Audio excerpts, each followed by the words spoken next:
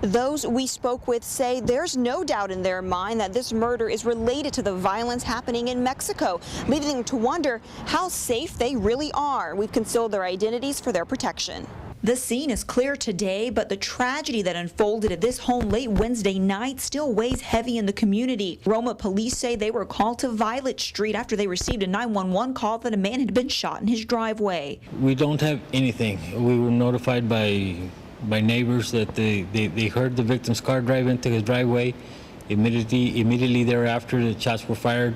They did not hear any car leaving or coming into his property. Investigators say they have no suspects or motive for the killing. Most of those who live on Violet Street refuse to comment on the murder of JUAN RICARDO de la CERDA.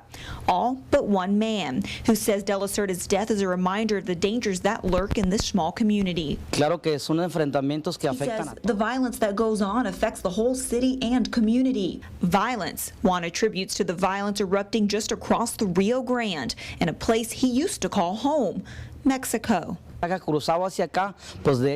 People creating the violence over there are the ones creating the violence here, JUAN says. It's the ones involved in the illegal activity that bring the violence here. JUAN says despite that, he still feels safer living in Roma than he ever did living in Mexico. JUAN says it's been a year since we moved from Mexico to Roma. We've heard gunshots around here, but nothing like you hear in Mexico.